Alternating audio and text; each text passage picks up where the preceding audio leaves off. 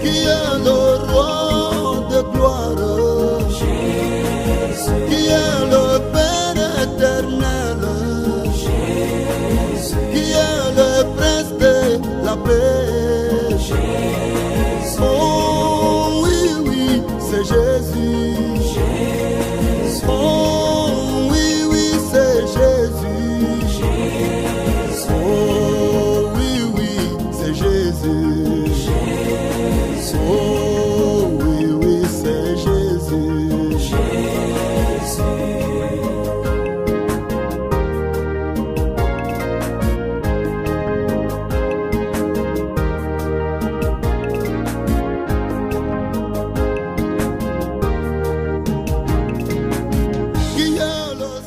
Exode chapitre 12, à partir du verset 1er. Lisons au nom du Seigneur Jésus-Christ.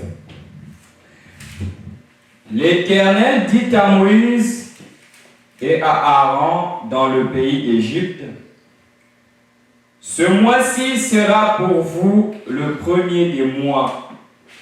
Il sera pour vous le premier des mois de l'année. Parlez à toute l'assemblée d'Israël et dites: le 10e jour de ce mois, on prendra un agneau pour chaque famille, un agneau pour chaque maison. Si la maison est trop grande, est trop peu nombreuse, pour un agneau, on le prendra avec son plus proche voisin selon le nombre des personnes. Vous compterez pour cet agneau d'après ce que chacun peut manger. Ce sera un agneau sans défaut, mâle, âgé d'un an. Vous pourrez prendre un agneau ou un chevreau. Vous le garderez jusqu'au 14e jour de ce mois, et toute l'assemblée d'Israël l'immolera entre les deux soirs. On prendra le sang et on mettra sur les deux poteaux et sur le linteau de la porte des maisons où on le mangera.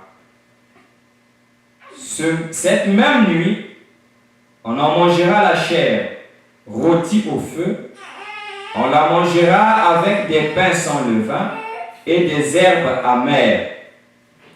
Vous le mangerez. Non, excusez-moi, j'ai mal lu. Vous ne le mangerez point à demi-cuit et bouilli dans l'eau. Non. Mais il sera rôti au feu, avec la tête, les jambes et l'intérieur. Vous n'en laisserez rien jusqu'au matin. Et s'il en restait quelque chose le matin, vous le brûlerez au feu. Quand vous le mangerez, vous aurez des reins sains. Donc la ceinture aux reins, vos souliers aux pieds et votre bâton à la main, et vous le mangerez à la hâte. C'est la Pâque. Que Dieu bénisse la lecture de sa parole. On va prier un petit moment. Seigneur Jésus, merci encore une fois. Toi qui nous as donné la bonne santé et la voix pour lire ces Écritures. Nous nous abandonnons dans ta main, Seigneur, parce que chaque Écriture est inspirée de Dieu et propre à l'enseignement. Nous voulons être enseignés de toi, qui est le Saint-Esprit, qui nous avait été promis comme étant le grand enseignant.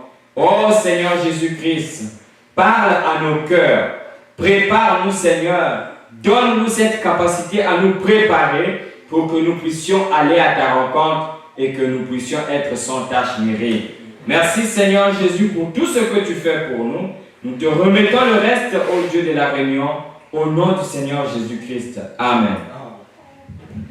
Je ne savais pas sur quoi on allait parler ce matin. J'essayais un peu de chercher quelque chose. À un moment donné, je me disais que peut-être qu'on allait écouter Frère Branham jusqu'à ce que je sois conduit à parler de ceci. La préparation. La préparation, c'est quoi, premièrement? La préparation, c'est juste un moment où on s'arrange pour quelque chose. C'est-à-dire que on s'apprête pour quelque chose, en vue d'une certaine situation, en vue d'une certaine réalité. Maintenant, pourquoi nous parlons de la préparation aujourd'hui? C'est parce que on ne saura jamais arrêter de le dire. Pourquoi? Parce que la réalité est en train de rattraper, comme on dit, la fiction est en train de rattraper la réalité, quelque chose comme ça. Sur toute la terre, tout le monde sait aujourd'hui que nous vivons actuellement des temps difficiles pour l'humanité. L'humanité tout entière, sans exception, est sous pression. Ce n'est plus une réalité secrète. Ce n'est plus quelque chose de caché. Même ceux qui ne prient pas savent aujourd'hui que ça ne va pas bien. Donc ça ne marche pas. Et même les non-croyants, même les athées disent que l'humanité se trouve à la croisée des chemins. C'est-à-dire qu'à un moment décisif de son histoire. Et ce moment-là a fait que même les religions qui ne parlaient pas de la fin du monde, même les religions qui ne parlaient pas de la venue de Jésus, du Messie, s'intéressent maintenant de plus en plus à ces enseignements-là. Pourquoi? Parce que c'est une réalité inévitable.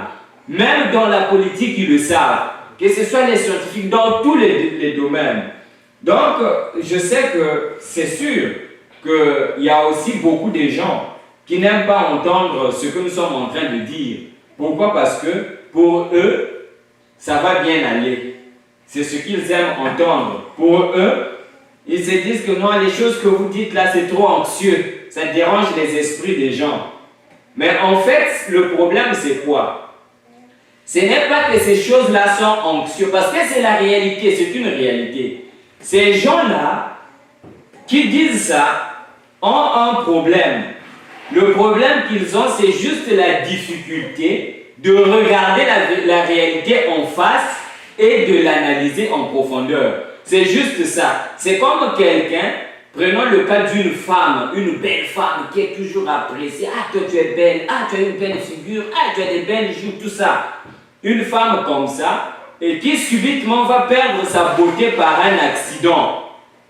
Maintenant, comme par rapport au niveau qu'elle avait de considération devant les gens, elle a maintenant du mal de regarder le miroir. Pour elle, le miroir devient anxieux. Mais et pourtant, c'est une réalité.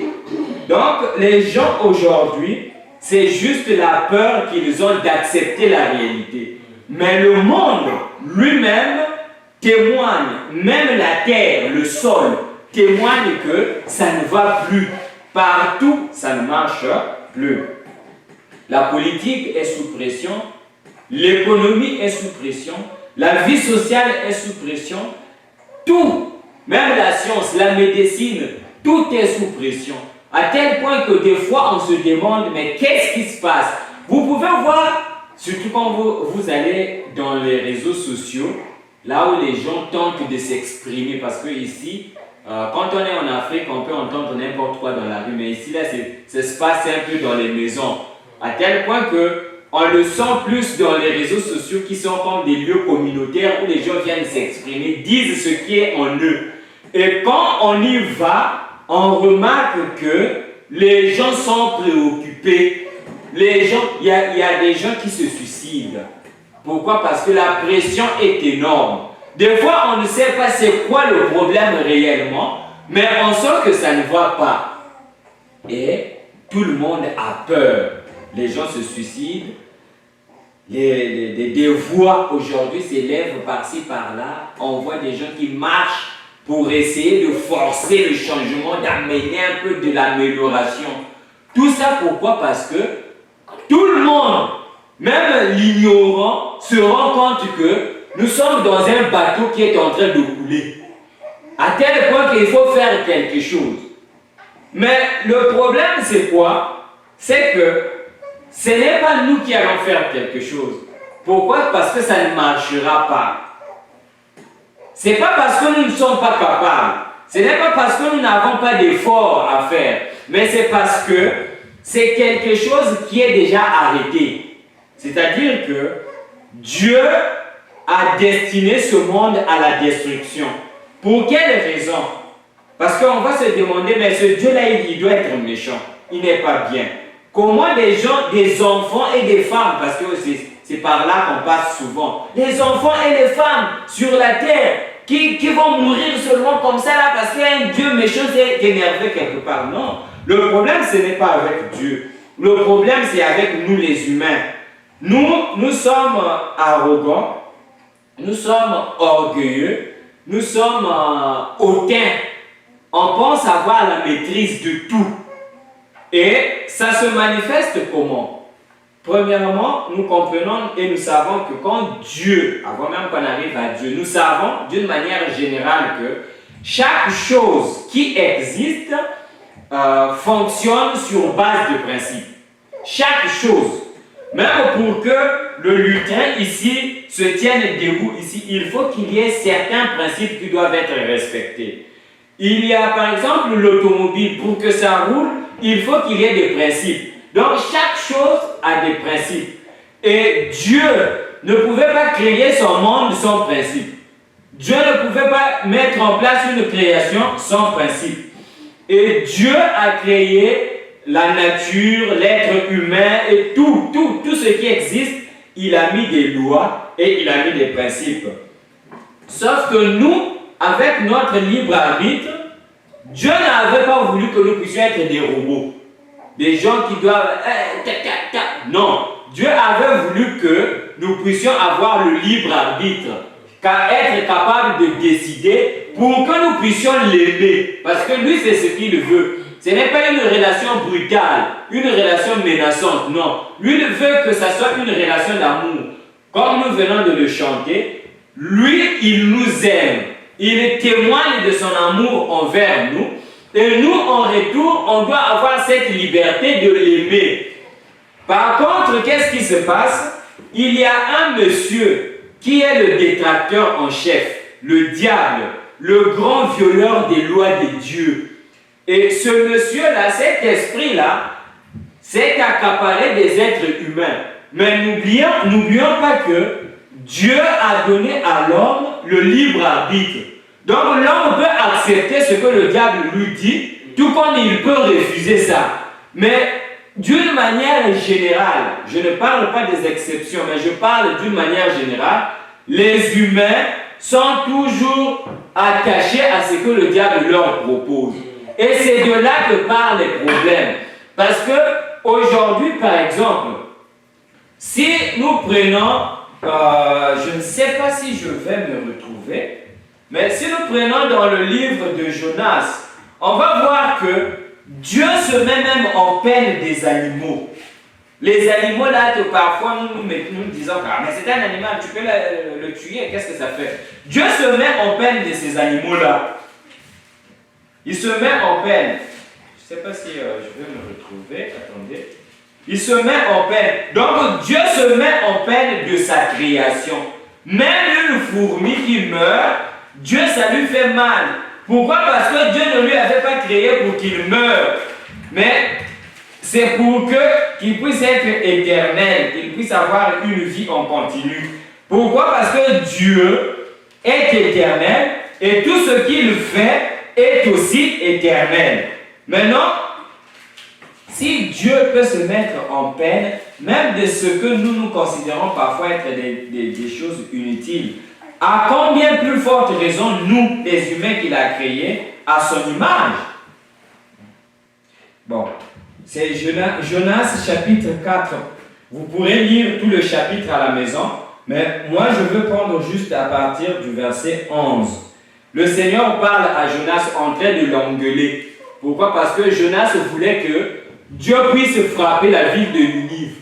Comme les Ninivites avaient péché, et Dieu, se souciant des lettres qu'il a créées à son image.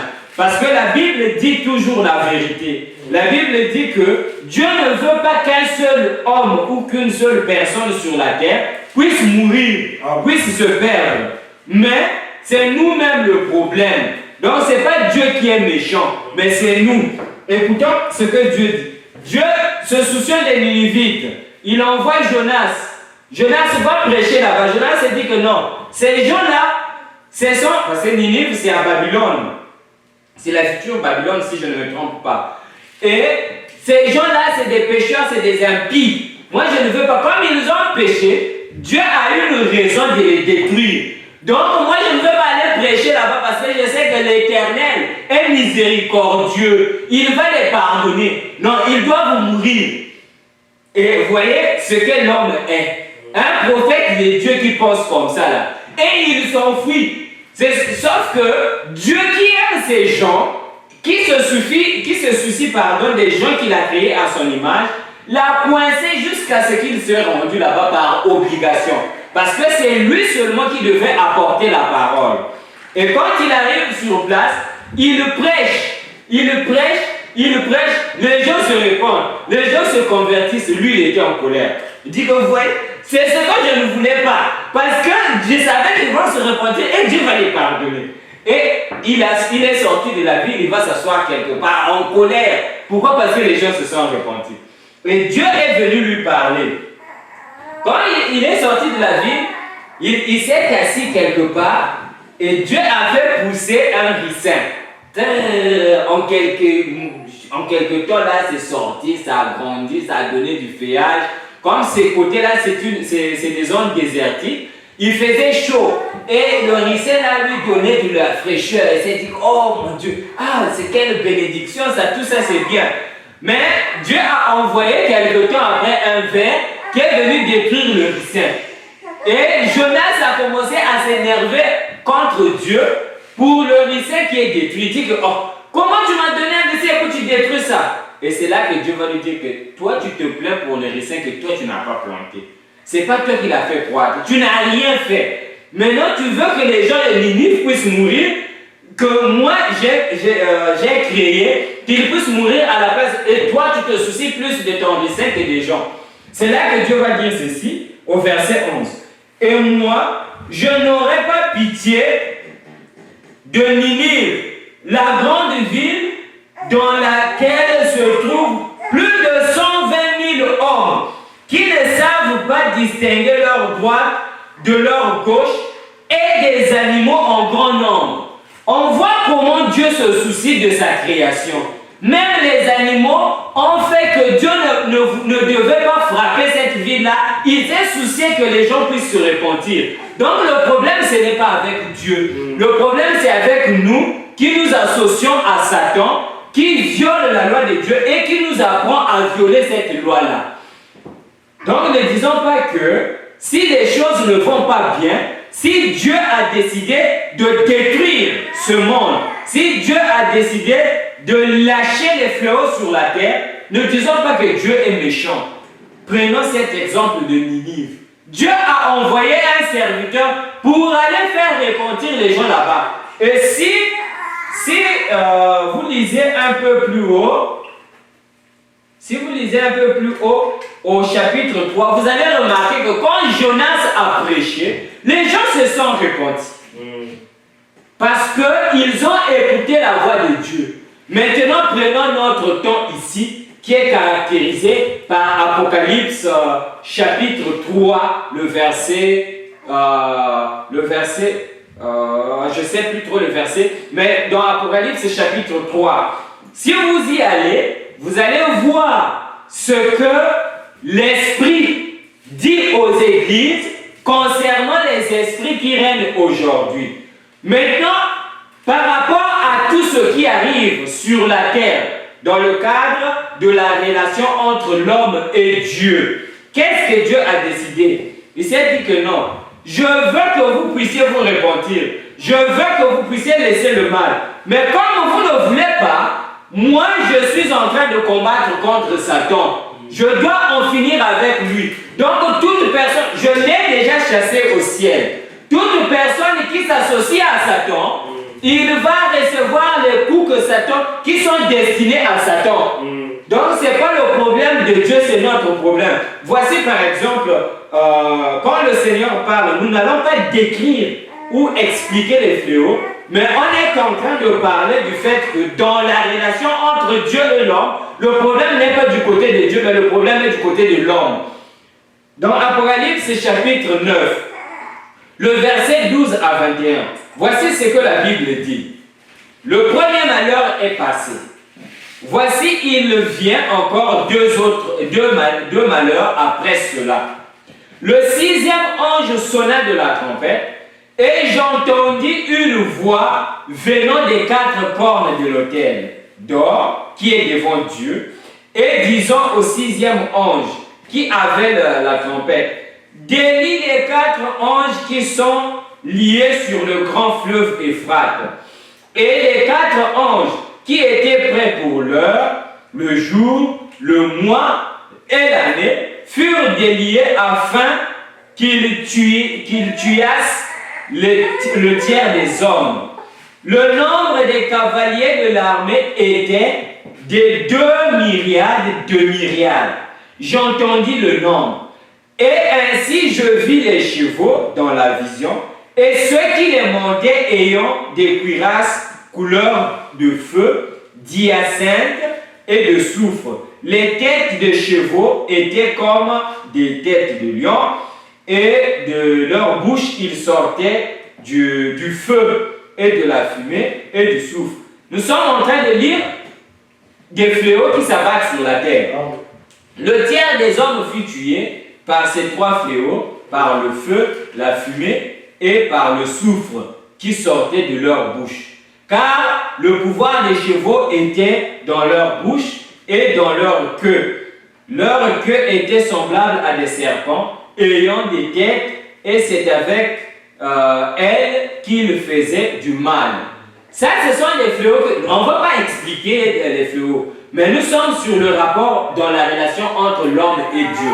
Maintenant, écoutez le grand problème quand nous disons que ce n'est pas Dieu le problème, mais c'est nous. Écoutons, les fléaux s'abattent. Au verset 20, qu'est-ce qui est dit? Les hommes qui ne furent pas tués par ces fléaux ne se repentirent pas des œuvres de leurs mains, de manière à ne point adorer les démons et les idoles d'or, d'argent, d'airain, de pierre et de bois, qui ne peuvent ni voir, ni entendre, ni marcher. Et ils ne se repentirent pas de leur meurtre, ni de leur enchantement, ni de leur impudicité, ni de leur vol. Maintenant, vous allez accuser Dieu en quoi? Le problème, c'est si Dieu laisse venir, regardez ce que nous venons de lire avec Jonas. Quand ils ont vu le châtiment de Dieu, parce que Jonas, quand il est arrivé à Ninive, il a déclaré ce que Dieu lui avait dit, que dans 40 jours, Ninive sera détruite à cause de vos péchés. Et eux, quand ils ont entendu ça, ils se sont repentis, Dieu n'a plus détruit. C'était un avertissement. Donc quand l'apôtre Jean voit ces choses-là ici, et qu'il dit que les gens ne se sont pas repentis, c'est qu'ils avaient la possibilité et l'occasion de le faire. Mais ils ne l'ont pas fait. Ils ont continué dans leur enchantement. Ils ont continué à chercher à faire tout ce qu'ils ont toujours fait de mal, à ne pas plaire à Dieu. Et ça ne s'arrête pas là. Quand on va dans Apocalypse chapitre 16, le verset 8 à 11, il dit ceci. Le quatrième versa sa coupe sur le soleil, et il lui fut donné de brûler les hommes par le feu, et les hommes furent brûlés par une grande chaleur.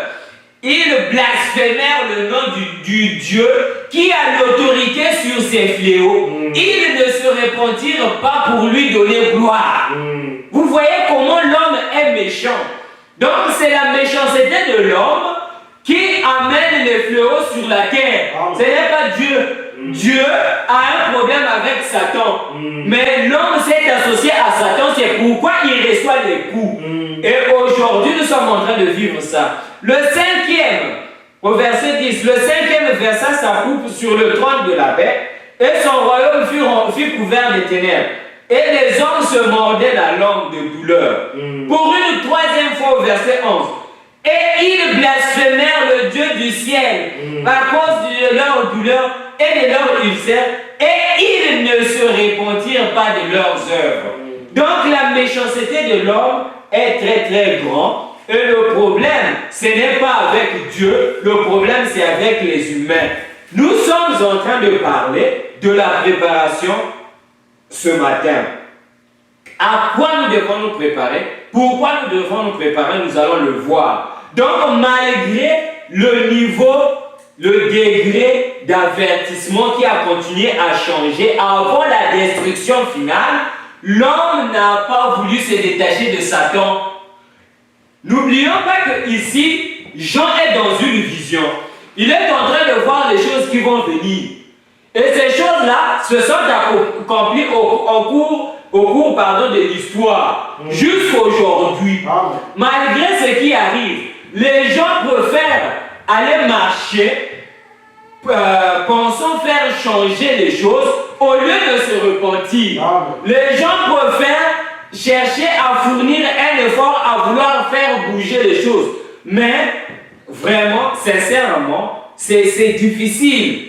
C'est difficile à dire. Je ne veux pas décourager les gens à faire ce qu'ils font. Mais je voudrais dire ceci que ça ne va pas changer.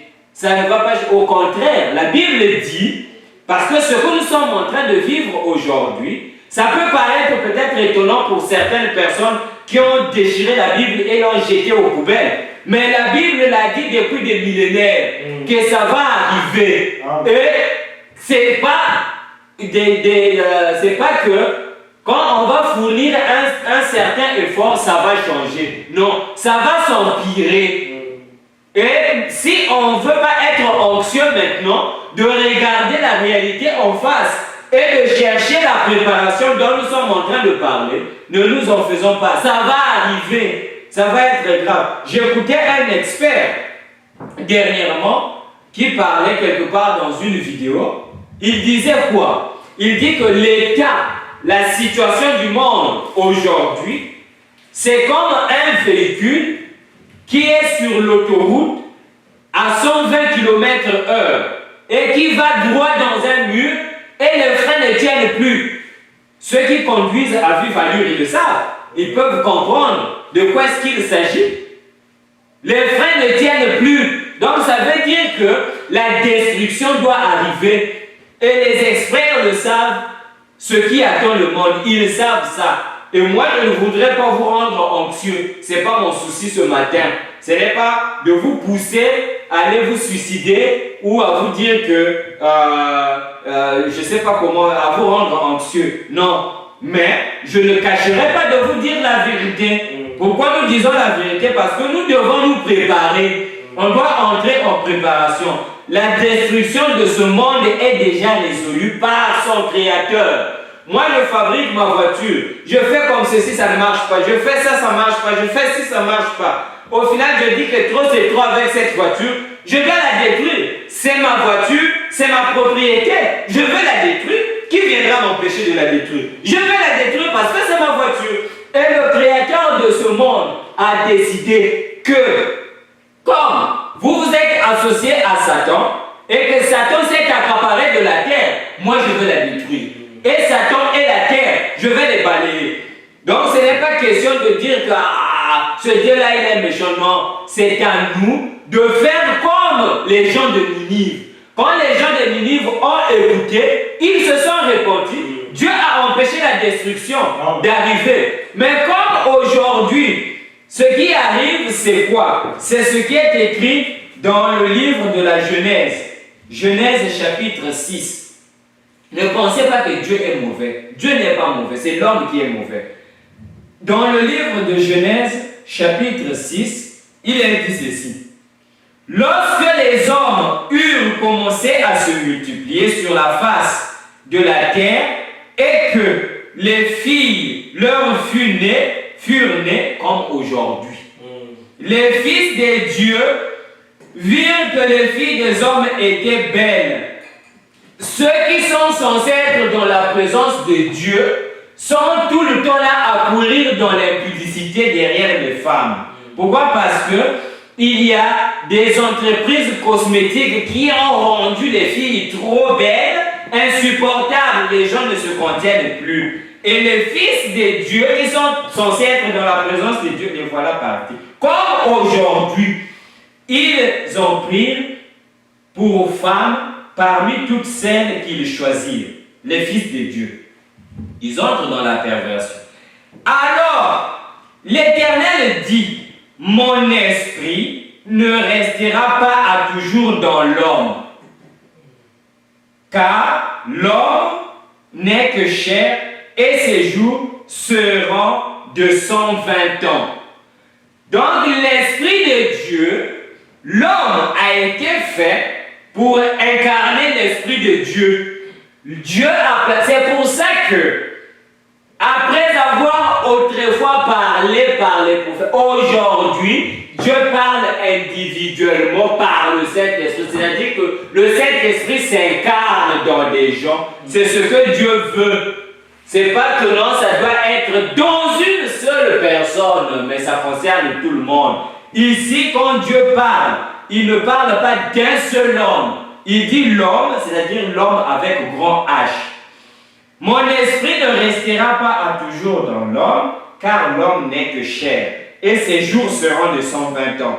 Les géants étaient sur la terre en ce temps-là, comme aujourd'hui, des gens téméraires, élevés dans le mal à un niveau que on voit le mal à l'état pur, insupportable, des choses inimaginables que si tu prends un singe dans la forêt, si vous pouvez dialoguer, le singe va te dire que mais c'est étonnant, comment les humains peuvent être comme ça? Nous on pensait que vous êtes supérieurs, mais nous on est plus supérieurs que vous. Les gens sont arrivés à un niveau tellement bas que ça fait de la peine. Mais écoutons, ces choses-là ne sont pas surprenantes. Ça a déjà été, et le Seigneur a dit que ce qui était sera. Au temps où je serai prêt à être sur la terre, ces choses-là vont revenir. Et qu'est-ce qu'il a dit quand on va lire dans Luc? Il dit que ce qui était au temps de Noé, et ce que nous sommes en train de dire ici, c'était à l'époque de Noé. Les géants étaient sur la terre en ce temps-là. Il en fut de même après que les fils de Dieu furent venus vers les filles des hommes et qu'elles leur eurent donné des enfants. Ce sont des héros qui furent fameux dans l'Antiquité. Maintenant, écoutons. L'Éternel vit que la méchanceté des hommes était grande sur la terre, comme aujourd'hui. On ne comprend pas. On ne comprend même plus les décisions des autorités. Qu'est-ce qu'ils veulent? Et pourtant, les autorités, à la normale, on s'imagine que les autorités sont les garants du bien-être des peuples. Mais aujourd'hui, on ne comprend plus rien. Qu'est-ce qui se passe? Et ça, même une souris dans les égouts sait que ça ne va pas. Il comprend que les humains sont devenus malades. Et ici, l'Éternel vit que la méchanceté des hommes était grande sur la terre et que toutes les pensées de leur cœur se portaient chaque jour uniquement vers le mal, exactement comme aujourd'hui. Et l'Éternel se repentit d'avoir fait l'homme sur la terre et il fut affligé en son cœur. Dieu était attristé, il était peiné. Donc quand Dieu amène la destruction, quand Dieu laisse la destruction arriver, ce n'est pas parce qu'il est élu, mais c'est parce qu'il a de la peine. Comment les gens qu'il a créés pour être à son image peuvent arriver à un état où lui ne peut plus supporter? Il continue, il dit qu'il regrette, l'Éternel regretta. L'Éternel se repentit d'avoir fait l'homme sur la terre et il fut affligé en son cœur. Et l'Éternel dit, j'exterminerai de la face de la terre l'homme que j'ai créé, depuis l'homme jusqu'au bétail, aux reptiles et aux oiseaux du ciel, car je me répands de les avoir faits. C'est l'homme qui avait péché. Qu'est-ce que le poisson avait fait dans la mer? Qu'est-ce que l'éléphant avait fait? Qu'est-ce que le cochon avait fait? Il n'avait rien fait. Lui continuait à brouter son herbe dans la forêt. Mais c'est l'homme qui a dérangé les lois de Dieu. Pourquoi? Parce que l'homme s'est associé à Satan. Et à cause de ça, toute la création va subir. Dieu est décidé. Et décidé, il dit que je dois exterminer, ça doit finir cette histoire-là parce que l'homme est tellement méchant. Il y a de la méchanceté. Je parlais avec papa il n'y a pas longtemps sur le mal au temps de Noé. Il dit que, mais papa, tu sais pas qu'on dirait les choses qui étaient au temps de Noé, c'était pire. Papa dit qu'on dirait que c'est pire aujourd'hui. Parce qu'avec tout ce qu'on a accumulé là comme connaissance, donc c'est devenu, on veut aller jusqu'à modifier le génome humain. C'est-à-dire que le caractère même de l'être humain, la nature, sa nature là, qu'on puisse modifier ça. Donc que Dieu ne puisse plus rien avoir avec l'homme. On veut aller, on pousse le doigt dans l'œil de Dieu. Dieu dit qu'arrêtez, arrêtez. Et ils ne se repentent pas. Ils ne veulent pas se repentir. Mais curieusement, on va dire que Dieu est méchant. Non, non, Dieu n'est pas méchant. C'est nous qui avons le problème.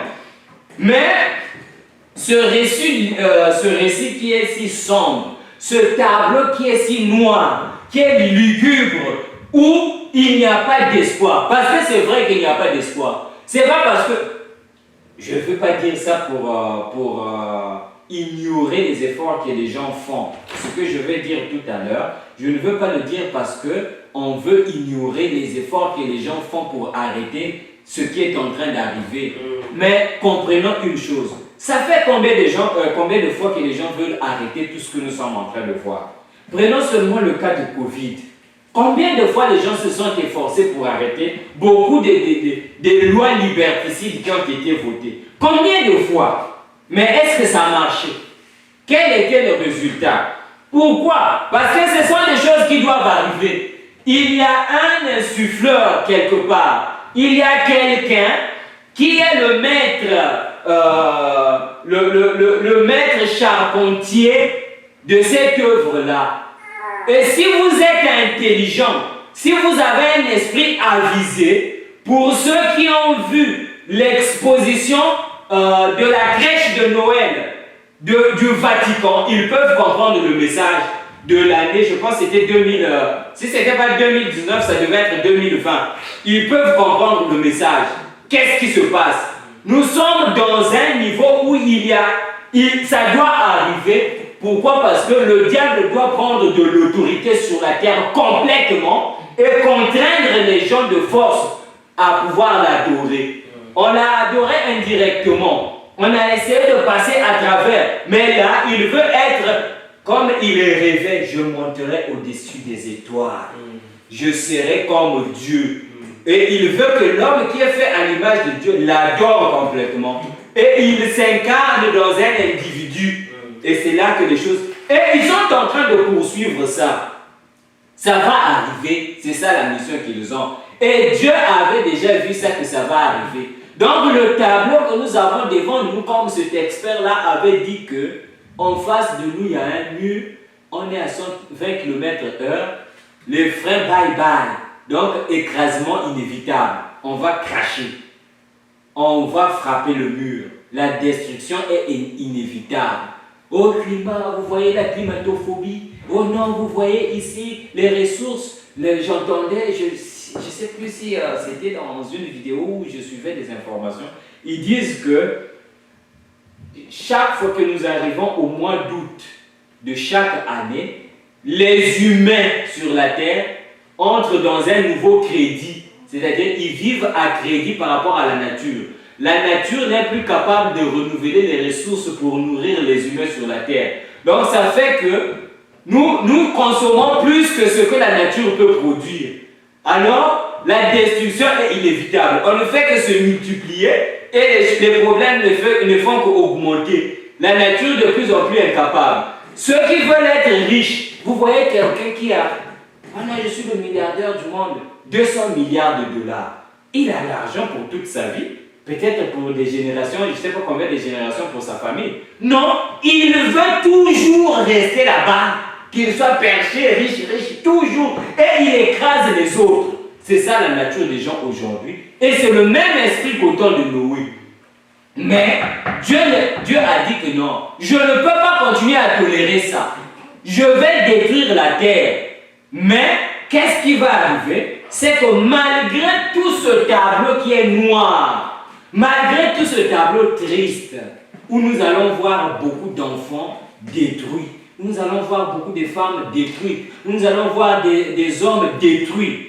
Malgré tout ça, si vous prenez Genèse 6, verset 8, la Bible dit que « Mais Noé trouva grâce aux yeux de l'Éternel. » Donc il y a encore sur la terre la possibilité d'avoir la grâce de Dieu. C'est-à-dire que quand nous lisons l'histoire de Noé, nous voyons que quand Noé a trouvé grâce aux yeux de Dieu, qu'est-ce qui s'est passé par après? Dieu l'a épargné de la destruction. À cause de la grâce de Dieu sur Noé, il y a eu des animaux qui ont été épargnés. À cause de la grâce de Dieu sur Noé. Et en ce temps-là, ce n'est pas Cam, ce n'est pas Sem, ce n'est pas Japheth, ce n'est pas leur femme, ni la femme de Noé qui avait trouvé grâce aux yeux de Dieu. C'était Noé. C'est Noé qui avait trouvé grâce aux yeux de Dieu. Et eux, ils ont bénéficié de la grâce de Dieu sur Noé. C'est-à-dire que pour être sauvé, il fallait écouter ce que Noé disait. Si la femme de Noé avait décidé, ah Noé, j'ai vécu avec toi, je t'ai fait des enfants, je suis fatigué. Ces histoires-là, où est-ce que regarde le ciel? Même Gizmo dit qu'il n'y aura pas de pluie. Et puis toi, tu veux que ça puisse pleuvoir. Ça fait des années qu'on est sur la terre ici, là. Je pense que Noé avait vécu avant le déluge, je ne sais pas si c'est 600 ans avant le déluge, quelque chose comme ça, parce que quand le déluge est arrivé, si je ne me trompe pas, la Bible dit que c'était dans l'an 600 de la vie de Noé. Donc ils avaient vécu longtemps. Et la femme pouvait dire que ça fait des années, des centaines d'années qu'on est sur la terre, il n'y a jamais eu de pluie. Et toi tu veux me faire croire que arrête ces histoires, moi je vais aller un peu me balader. Je vais te laisser construire ton arche. D'ailleurs, je ne viendrai même pas là, il fait chaud. Et le caca des animaux, elle allait mourir. Si elle avait fait ça, elle allait mourir. Ce n'est pas parce qu'elle était la femme de Noé, mais la grâce était sur Noé. Et le Seigneur a dit que ce qui était au temps de Noé sera de même. Et aujourd'hui, il y a un prophète, la voix d'un prophète sur la terre. Quelqu'un à qui Dieu a trouvé grâce, qui a trouvé grâce devant Dieu pour qu'il soit un fil conducteur de l'adoption des enfants de Dieu. Et si nous voulons être sauvés, nous devons passer par là. Nous devons écouter ce que ce prophète, à l'image de Noé, a à nous dire. Nous devons écouter ça. Donc il y a de l'espoir. Malgré tout ce tableau sombre, ça ne sert pas d'être anxieux, mais il faut regarder la chose réellement en face. Et regarder, l'examiner et voir est-ce qu'il n'y a pas d'issue. Mais cette issue-là ne vient pas de nous. Cette issue ne vient pas des humains. Pourquoi? Parce que les humains sont enchaînés. Dieu, comme le diable les a attachés, et ils sont serviles au mal. Tout le temps, ils cherchent toujours à faire le mal. Imaginez que quelqu'un qui décide de piquer tout le monde. Parce qu'il a besoin d'argent. Et il sait que quand je le pique, il y a des problèmes. Mais il décide, il continue, il veut. Pourquoi? Parce que le cœur de l'homme est tourné vers le mal. Mais l'espoir qui arrive, l'espoir vient d'où? Dieu a donné la voix d'un prophète sur la terre. Et à travers cette voix-là, qu'est-ce qui va arriver par après? Cette voix-là va nous mettre dans la préparation de cet espoir. Vu que les humains nous sommes incapables, nous n'allons pas réussir. Avec tout ce qu'il y a sur la terre, je ne décourage vraiment personne. C'est pas, j'insiste, je ne décourage personne. Ceux qui veulent le faire, qu'ils le fassent. Mais qu'ils sachent, qu'ils aillent un peu lire la Bible. Ils vont voir que ça ne marchera pas. Ça ne va pas aboutir. Donc le seul espoir nous vient aussi de la Bible. Qu'est-ce que la Bible nous dit? Dans le livre de Daniel. Daniel au chapitre 2, à partir du verset 44. Daniel chapitre 2, verset 44. La Bible dit ceci. Il parle des royaumes qui devaient succéder sur la terre. Que Nebuchadnezzar avait vu en songe et tout ça. Comment ça allait arriver. Il y a 4 rois depuis Nebuchadnezzar qui devaient passer sur la terre. Les 4 rois sont lesquels? Il y avait Babylone avec Nebuchadnezzar. Ensuite, il y a eu les Mèdes et les Perses. Ensuite, il y a eu la Grèce. Et enfin, c'est l'Empire romain.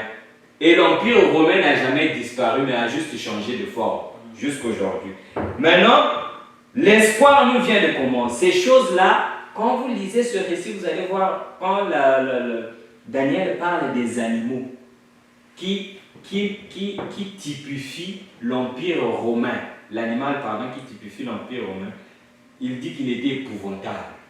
Il avait peur. Même Daniel lui-même avait peur. Il s'est dit que ça c'est quel genre d'animal? Avec des dents en fer. Et il détruisait tout sur son passage. Il ne pardonnait pas. Et c'est pour ça que vous allez remarquer sur la terre, quand vous regardez l'histoire, d'ailleurs actuellement, cette bête-là est en train de s'efforcer, essayant d'effacer les traces de l'histoire, pour que les gens ne reconnaissent pas ce qu'elle a fait. Mais quand vous regardez l'histoire de tous les royaumes qui sont décrits dans la Bible ici, de ces 4 royaumes qui sont passés sur la terre, le royaume le plus malsain, c'est Rome. Rome détruit à un niveau impossible. C'est lui qui nous a amenés au changement climatique. C'est lui. C'est cet animal-là. C'est lui qui nous amène les coronavirus aujourd'hui. C'est lui. Donc c'est un animal épouvantable. Mais Dieu a dit qu'il y a de l'espoir. Pourquoi? Parce que autant où ce roi-là sera là, autant où cette bête-là, cette puissance, ce royaume, va prendre une certaine forme divisée. Parce qu'il parle des pieds qui étaient en forme d'argile et de fer, tout ça. C'est toujours l'Empire romain, mais sous plusieurs formes.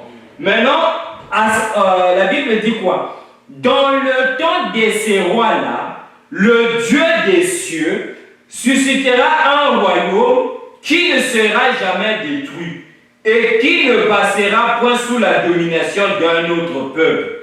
Il brisera ce royaume-là que Dieu va susciter. Il brisera et détruira tous ces royaumes-là. Donc l'Empire romain et ses acolytes. Il détruira tous ces royaumes-là et lui-même, le royaume qui va venir détruire les autres royaumes, subsistera éternellement. C'est ce qu'indique la pierre que tu as vue se détacher de la montagne sans le secours d'aucune main et qui a brisé le fer, les reins, l'argile et l'or. Le grand Dieu a fait connaître au roi ce qui doit arriver après cela. Donc il y a de l'espoir qu'il y a un royaume éternel qui va venir. Et ce royaume-là, quand l'Apocalypse de Saint Jean nous parle de ça, qu'est-ce qu'il dit dans Apocalypse 5? Dans Apocalypse chapitre 5, le verset 10. Là, Saint Jean nous décrit ceci. Il dit quoi? Et il chantait, bon, commençons un peu plus haut, verset 6. Et je vis au milieu du trône et des 4 êtres vivants et au milieu des vieillards un agneau qui était là comme immolé. Il avait 7 cornes et 7 yeux qui sont les 7 esprits de Dieu envoyés sur toute la terre. Nous n'expliquons pas ces symboles-là. Nous sommes en train de suivre un but pour voir qu'est-ce qui s'en vient par rapport à l'état actuel des choses pour que nous puissions nous préparer parce que nous parlons de la préparation. Il continue, il dit que il vint et il prit le livre de la main droite de celui qui est assis sur le trône. Quand il eut pris le livre, les 4 êtres vivants et les 24 vieillards se prosternèrent devant l'agneau, tenant chacun une harpe et des coupes d'or remplies de parfums, qui sont les prières des saints. Et il chantait un cantique nouveau en disant, tu es digne de prendre le livre et d'en ouvrir les sceaux, car tu as été immolé et tu as racheté pour Dieu par ton sang des hommes de toute tribu, de toute langue, de tout peuple et de toute nation. Tu as fait d'eux un royaume des sacrificateurs pour notre Dieu, et ils régneront sur la terre. Il y a de l'espoir. Tout n'est pas fini parce que Rome est fâchée, non. Tout n'est pas fini parce que les cœurs des hommes sont tournés vers le mal, non. Il y a de l'espoir. Mais sauf que cet espoir ne viendra pas des hommes. L'homme n'est pas capable par rapport à cette bête-là. C'est une bête épouvantable et les fléaux vont continuer à s'abattre. Pourquoi? Parce que cette bête-là a comme trône, c'est le diable qui lui a donné son trône. Satan a donné ce trône-là à cette bête, à cette puissance-là. C'est pour ça que Dieu en veut à Satan et à cette bête-là. Il va les détruire. Et comme cette bête-là s'assoit sur des humains, ces humains-là qui supportent cette bête-là vont subir. Alors, Dieu envoie les fléaux. Les fléaux vont continuer à s'abattre. Et quand vous lisez l'Apocalypse, vous allez voir que quand les fléaux s'abattent sur la terre, ça va du mal au pire. Ça ne commence pas par un peu bien, un peu léger, un peu... C'est comme ce qui s'est passé en Égypte. Ça a commencé, c'est mal, mais c'est supportable. Pharaon pouvait encore résister. Après, ça augmente un tout petit peu. C'est un peu plus mal, mais c'est supportable. Jusqu'à ce que c'est devenu insupportable. Pharaon a lâché. Il a dit que trop c'est trop, partez, sortez, foutez-nous la paix, sortez, sortez, sortez. Et c'est ce qui se passe aujourd'hui également. Les fléaux qui s'abattent sur la terre, qui ont commencé depuis le premier âge jusqu'à aujourd'hui, vont en augmentant. Et dans notre âge ici, qui est le dernier, c'est une accumulation de tout ce qui est arrivé au cours des âges. Et ça va être dur. D'ailleurs, même en ce qui concerne la difficulté qui va être sur la terre, la Bible va jusqu'à dire que on va arriver à un point où les gens ne pourront plus vendre. Ils ne seront plus capables ni d'acheter ni de vendre. Pourquoi? Parce que cette bête-là doit prendre le contrôle. Il doit avoir le contrôle. Qui va empêcher ça? Qui est allé arrêter le train des prophéties de Dieu que moi c'est Samson, je vais arrêter ça? Personne. Personne. Tout ce que Dieu a dit dans la Bible, c'est arrivé. Tout ce qui devait arriver est arrivé. Tout ce qui doit arriver va arriver. Donc, c'est inévitable. Mais l'espoir qu'il y a, c'est qu'il y a un royaume qui s'en vient. Il y a un autre royaume qui est meilleur, où les gens auront la paix, où les gens seront tranquilles, où on aura un roi qui se soucie réellement de nous, qui a besoin que nous puissions être bien. Maintenant, le problème c'est que ce roi-là, il est décrit dans le livre de Luc, au chapitre 1, le verset 33. La Bible va nous dire qui est ce roi-là qui va régner dans ce royaume. Et c'est un roi dont le règne ne passera pas. Oh non, un Nebuchadnezzar va venir avec des animaux pour venir détruire. Après, il y aura Alexandre. Non, ces histoires-là, c'est fini, c'est terminé. Il dit ceci au verset 33. Il décrit le roi. Il régnera, bon, commençons au verset 31. Et voici, tu deviendras enceinte et tu enfanteras un fils. Tu lui donneras le nom de Jésus. Il sera grand et sera appelé fils du Très-Haut. Et le Seigneur Dieu lui donnera le trône de David son père. Il régnera sur la maison de Jacob éternellement et son règne n'aura point de fin. Marie dit à l'ange, comment cela arrivera-t-il? Le règne de ce roi ici, le Shiloh, qui devait venir, est un règne éternel. Et c'est le meilleur roi. La preuve, vous voulez une preuve? La preuve, regardez comment il a marché en Galilée. Il n'a jamais agressé les gens. en dehors de ceux qui étaient des foutards dans le temple. Parce qu'ils avaient créé ce que Dieu n'aime pas. Et ils devaient prendre, parce que c'est quelqu'un qui aime l'ordre. Il est allé les chasser. Mais ceux qui l'ont aimé, ils avaient la paix. Quand ils étaient malades, il les guérissait.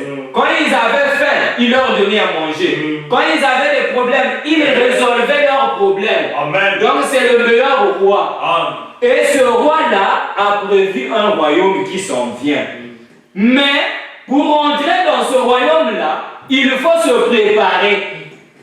On n'y va pas comme au marché. Il y a le royaume qui est là. Moi, je vais partir. Non, là-bas, on n'entre pas comme ça. Là-bas, on entre avec une tenue spéciale. Si vous partez lire la parabole des invités que le Seigneur avait donné dans la Bible, vous allez voir que Dieu a invité des gens. Il invite le pape refuse. Il invite les riches refusent. Il invite les pasteurs refusent. Ils disent que l'autre va dire que moi je suis marié. Je viens de me marier à peine, donc je dois vivre ma noce, je ne peux pas disposer de mon temps pour venir passer. Ah non, moi je ne suis pas disponible pour ça. Ces affaires-là, il peut attendre avec sa fête. Le Seigneur a dit que trop c'est trop. Allez me ramasser tout le monde dans la rue. Ne faites exception de personne. Pourquoi? Parce qu'ils ont le libre arbitre. Si ces gens-là, quand Dieu envoie ses anges, ne pensez pas que c'est des anges avec des ailes à pouka, que vous allez voir dans les rues. Non, ce sont ses serviteurs mandatés qu'il envoie partout sur la terre. Il prend un enfant de Dieu, il le voit du Saint-Esprit, va prêcher l'évangile, va me chercher ceux qui ont besoin du salut. Et toi, quand tu les trouves, tu les rencontres quelque part, tu as le libre arbitre d'accepter et de refuser. Tu peux dire que moi je ne veux pas. Arrêtez vos histoires. Là où il y aura des gens qui sont comme ceci, des gens comme ça, des fous, des gens qui ont des psychopathes, des ceci. Moi je ne peux pas aller là-bas. Moi je suis quelqu'un de sérieux. Reste. Mais là-bas, quand ils arrivent, tu es qui? Je suis psychopathe. Dieu le regarde et dit que nettoyez-le, lavez-le d'abord. On va enlever tout son état de psychopathe là. On va lui donner un vêtement, il entre dans la fête. Ne soyez pas comme ces gens-là qui ont triché. Le Seigneur est en train de circuler dans la fête. Il trouve un monsieur. Mais toi avec un tenue différent, comment tu es rentré ici? Tu es rentré différemment. Tu n'es pas passé par la porte. Prenez-le et jetez-le là où il y a des graissements dedans. Donc Dieu envoie ses serviteurs pour faire entendre qu'il y a de l'espoir, qu'il y a un avenir, mais nous devons nous préparer, comme nous avons lu dans Exode 12. Quand Israël était prêt à la délivrance, quand Israël était prêt à la sortie, il fallait qu'il se prépare pour cette sortie-là. Et Dieu leur a donné des principes. Dieu leur a dit quoi faire pour préparer cette sortie-là pour qu'ils sortent en paix. Si quelqu'un pouvait dire que moi je ne veux pas suivre ces préceptes-là, de toutes les façons, quand je regarde les annales d'histoire, mon père, mon ancêtre, c'est Judas. Judas c'est le fils de Jacob. Après lui, il y a eu tel papa qui est venu, après c'est moi. J'ai le sang juif. C'est Dieu-là même s'il peut dire n'importe quoi. Si c'est le moment de la délivrance, j'irai. Qu'est-ce qui va m'empêcher de ne pas partir? Quand ce monsieur-là ne faisait pas ce qui était dit pour la préparation, il va mourir, il va rester en Égypte. Mais ceux qui ont obéi, qui se sont préparés, sont sortis, et nous remarquons plus ou moins la même chose, qu'il y avait un prophète qui était là. C'est lui qui recevait les préceptes de la préparation. C'était Moïse. Ce n'était même pas Aaron, malgré la popularité que Aaron pouvait avoir. Non, Aaron devait attendre. Moi je n'ai pas d'inspiration, j'attends Moïse. C'est que Moïse viendra dire. C'est pourquoi Frère Branham m'a dit, répétez ce que disent les bandes, répétez le message. Et répéter le message, c'est l'accepter, le vivre. Toi-même, tu deviens un avec le message. Quand tu parleras du message. Mais si tu n'es pas arrivé à ça, tu vas juste faire de la philosophie. Alors à ce moment-là, c'est mieux de mettre la borne que de venir faire la philosophie. Parce que sinon, tu vas embrouiller les gens. Mais quand tu arrives à être un avec le message. Quand tu parles, c'est le message qui sort. Tu deviens le message vivant. Et c'est ce que nous avons dit la fois passée, que c'est ça le grain. Arriver à ça, c'est ça que nous devons avoir. Et pour faire la préparation dans l'état actuel des choses, la Bible va nous dire que, avant d'abord qu'on arrive à la Bible, c'est de savoir faire l'inventaire. Nous devons arriver à ça. Pourquoi? Parce que l'état présent du monde est un état pitoyable à un niveau où, si nous ne faisons pas attention, on va s'emballer rapidement. Comment? C'est-à-dire qu'on va prendre n'importe quoi pour la vérité. Mais il nous faut faire de l'inventaire sur notre propre vie par rapport à la parole de Dieu. Est-ce que nous sommes prêts pour entrer dans ce royaume? Est-ce que nous sommes prêts? Est-ce que tel que nous sommes là, c'est pas que, parce que je le dis nous, mais il faut le prendre personnellement, tel que je suis là, moi. Est-ce que je suis prêt à entrer dans ce royaume? Est-ce que je ne serai pas rejeté comme ce monsieur-là qui avait été mis dehors parce qu'il est entré par la, je ne sais pas, par quelle autre voie? Il faut faire l'inventaire. La marche de la foi, ce n'est pas une course avec quelqu'un, mais c'est toi avec Dieu. C'est pour ça qu'il ne faut pas regarder aux gens. Même si vous êtes dans la même communauté ecclésiastique, il ne faut pas leur regarder parce que tous vous n'êtes pas prédestinés à la vie.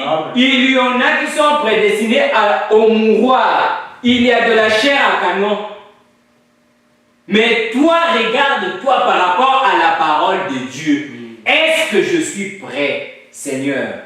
Si tu refuses, c'est ton problème. Continue à faire ton effort pour vouloir changer le monde. Ceux qui ont voulu changer le monde l'ont changé au pire. Parce que c'est ça que nous entendons. Je fais à l'école parce que j'ai envie de faire changer, de bouger les choses. Ça sera pire que ça. À force des experts, nous avons des bombes atomiques aujourd'hui. À force des experts, coronavirus est venu. À force des experts, trop d'experts ne nous amènent pas de bien, mais c'est plus de problèmes. Changement climatique, pourquoi? Parce qu'il y a eu des experts. Quelque part, oh non, vous savez, c'est à cause des automobiles et des compagnies. S'il n'y avait pas d'experts, on n'allait pas voir ça. C'est à cause des experts en arrière. Donc, si toi, tu veux aller faire ton expertise là-bas, ça c'est ton problème. Mais il y a une grâce, il y a une chance, comme on le dit naturellement, il y a de l'espoir, et cet espoir ne viendra pas des humains. Et pour bénéficier de cet espoir-là, nous devons nous préparer comme Israël à la sortie. Nous devons être prêts. Écoutez le prophète de notre temps. C'est lui qui a le message, qui doit nous préparer à sortir, à bénéficier de cet espoir-là. Si nous nous faisons nous-mêmes prophètes, on va avoir des problèmes. Nous devons seulement nous limiter à ce que lui dit. Pourquoi? Parce que lui parle de la part de Dieu. Il ne parle pas de son propre chef. Et il a démontré de par sa propre vie, il a prouvé au monde entier que moi, je ne suis pas venu me faire ma propre gloire, mais je suis serviteur de Christ pour ouvrir la porte aux gens. Entrez, entrez. Mais si on se fait expert du message, on va avoir des ennuis, on va avoir des problèmes, parce qu'à ce moment-là, ce qu'on fait, c'est que nous ne prenons pas le matériel et les matériaux qui nous sont apportés par le prophète, mais nous essayons de barricader la voie aux autres. À cause de notre expertise, on empêche les autres d'entrer. Le message du 7e ange, le message du prophète du temps de la fin, ça ne se limite pas au baptême du Saint-Esprit. C'est pour amener le baptisé du Saint-Esprit à être adopté, à être capable de manipuler la puissance de Dieu. C'est ça son objectif. C'est-à-dire que c'est d'amener le baptisé du Saint-Esprit à devenir le grain comme l'original. C'est ça l'objectif. Et pour ça, c'est lui qui détient le matériel. C'est ce prophète-là, comme au temps de Noé, comme au temps de Moïse. C'est ce prophète-là qui a ce matériel. C'est pourquoi chacun de nous est responsable, comme les gens de Ninive. Si tous les gens de Ninive avaient décidé qu'on refuse ce que Jonas, le prophète, dit, ils allaient crever, ils allaient mourir. Dieu n'allait pas avoir pitié d'eux. Parce que Dieu est plein d'amour, mais il n'est pas au-dessus de sa propre parole. Dieu respecte ses principes parce que ce sont ces principes-là qui font exister toutes choses. Donc si lui-même commence à les briser, il sera égal avec Satan. Il ne peut pas. Mais quand les gens de Ninive ont compris que ce Dieu-là est miséricordieux, ils se sont repentis, ils ont eu l'espoir. Et dans notre temps, le Seigneur dit quoi? Comme la condition du monde est déjà arrêtée, la destruction est déjà arrêtée, ce n'est pas la repentance qui va arrêter ça, mais pourquoi? Parce que l'état des humains n'est pas à se repentir, mais au contraire à s'enfoncer davantage. Malgré les fléaux, Dieu envoie l'ouragan, je ne sais pas tel, pour vous rappeler que, attention, vous ne contrôlez rien. Vous dites que ce Dieu-là, d'ailleurs, les scientifiques ont créé une plus grosse satellite ou un plus gros satellite pour voir si les nuages commencent à se former. Donc, cette affaire-là, d'ailleurs, Dieu n'existe pas.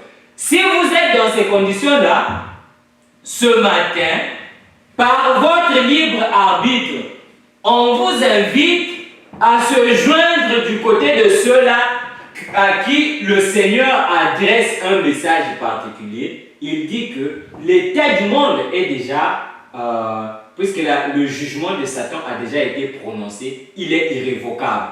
Donc on ne peut plus revenir en arrière. Il doit être détruit. Et comme il a infesté la nature qu'il a pris en otage, même cette nature-là doit être détruite. Maintenant, à cause de cela, ceux qui se répandent sont mis à part. Ceux qui se répandent seront enlevés et placés dans son royaume. Alors, l'invitation est donnée aujourd'hui.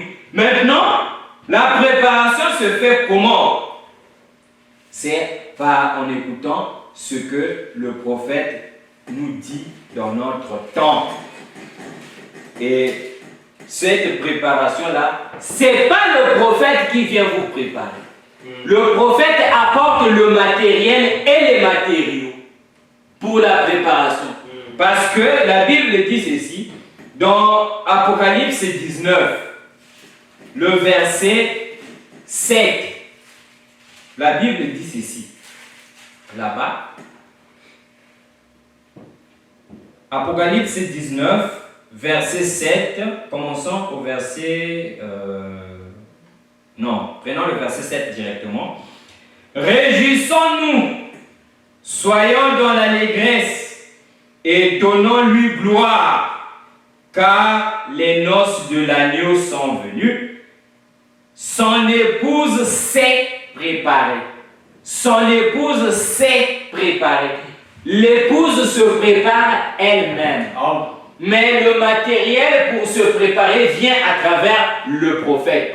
Donc, il faut prendre le matériel que le prophète donne et se préparer pour entrer dans ce royaume-là, pour entrer dans cette gloire-là. Il va nous dire aussi dans Apocalypse 22, 14, il dit ceci. Apocalypse 22, 14. Heureux ceux qui lavent leurs robes.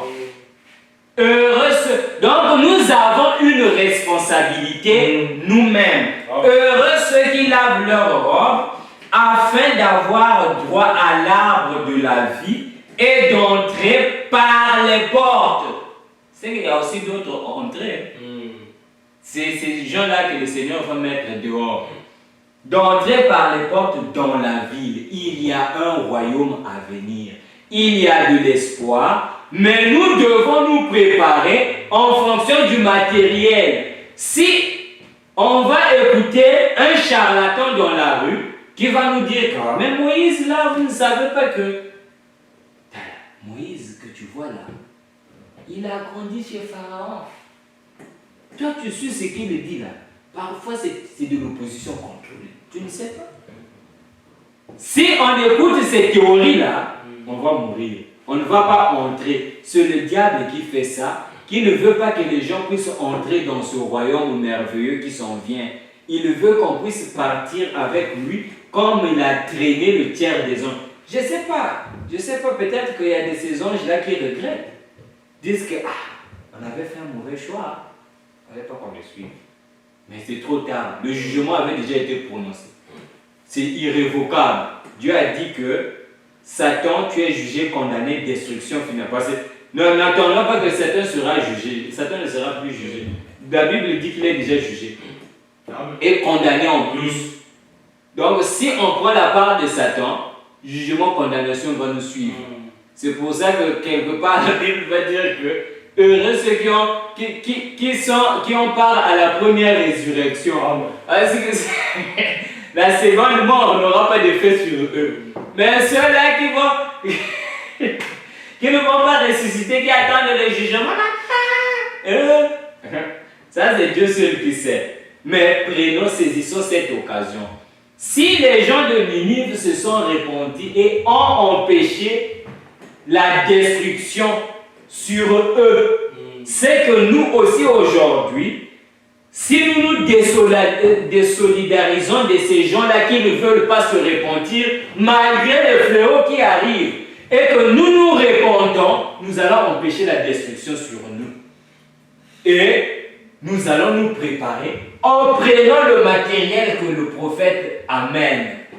Non pas en écoutant des charlatans dans la rue, non pas en écoutant qui que ce soit, mais en écoutant ce que le prophète nous dit dans cet âge. Comment réparer nos torts? Nous devenons de plus en plus faibles dans la prière. Faibles à jamais. Quand on parle des choses de Dieu, les gens sont comme on est déjà habitué avec ça. Ça va bien. Comme on dit au Québec, ça va bien. On devient négligent des choses. Mais les temps que nous sommes en train de traverser actuellement, c'est un moment de préparation. Ça ne va pas continuer à nous attendre. Ça ne va pas continuer à nous attendre. S'il y avait des enfants d'Israël qui pensaient que Moïse, lui, il a grandi chez Pharaon de toutes les façons. Vous savez que, est-ce que vous pensez que vraiment la Bible nous enseigne que les Égyptiens, c'était des gens qui aimaient la magie, tout ça. Vous pensez que Moïse, là, ne faisait pas la magie? Arrête ces histoires. D'ailleurs, le jour où il s'est présenté devant Janès et Jambres, qu'est-ce que Janès avait fait? Il a sorti le bateau comme lui. Si les gens entraient dans cette condition-là de négligence, à négliger la préparation, il va mourir. Il va rester en Égypte. Parce que rester en Égypte, là, juste avant de terminer, vous donnez une image. Imaginez un enfant d'Israël qui restait en Égypte pendant que Pharaon, déçu et en colère, les a chassés. On allait le tuer. On va commencer par lui.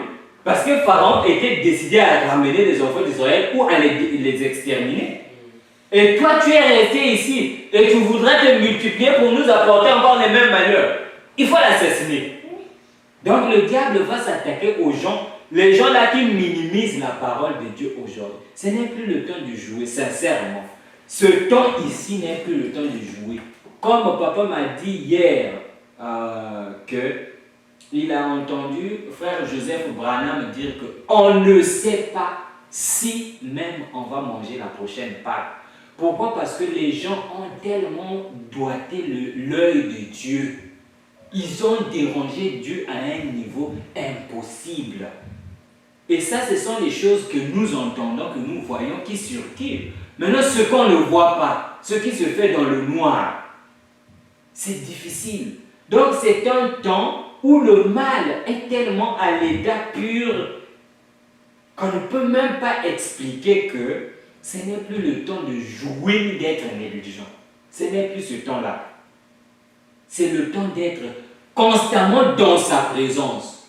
Constamment dans sa présence. Parce que c'est ça le matériel que frère Branham est venu nous apporter. Tout le temps consacré pour que les atmosphères là de YouTube, de Facebook, de Twitter, de tout ce monde-là, tout ce travail, même les atmosphères du travail, que ça ne puisse pas nous déranger, que ça ne puisse pas nous arracher notre espoir d'entrer là-bas. Sinon, on va périr. Donc, c'est le temps de se préparer en fonction de la parole, du message de l'heure. Le message de l'heure, frère Branham n'est pas venu construire des dénominations. Frère Branham n'est pas venu se vanter ou venir créer une philosophie pour que les gens se vantent du message. Non. Frère Branham a apporté du matériel pour que les gens puissent recevoir l'authentique baptême du Saint-Esprit. Et pour recevoir l'authentique baptême du Saint-Esprit qui va t'amener à l'adoption, à être comme Jésus, il faut savoir arranger ses torts. C'est comme ça que ça s'en vient. Et ça, c'est venu à travers le message du frère Branham. C'est pour ça que nous ne pouvons pas parler de l'histoire de Noé et du déluge sans parler de Noé. Ça commence par là. Noé trouva grâce aux yeux de Dieu. Et dans notre temps ici, c'est frère Branham que Dieu a donné la parole. Dieu lui a donné la parole. Il a trouvé cette grâce-là devant Dieu d'apporter ce matériel. Nous n'allons pas refuser ça. N'ayez pas de problème avec le message. Parce qu'il y a tellement de gens. Quand vous allez sur Internet, vous allez voir des gens qui sont là à injurier le message, à injurier frère Branham, à dire n'importe quoi, toutes sortes de sottises. Tout ça pour empêcher les gens de pouvoir voir réellement ce qu'il dit. Parfois, d'autres sont des gens qui sont pleins de jalousie, de haine, parce que si c'était eux que Dieu avait utilisés comme ça, peut-être ils seraient orgueilleux.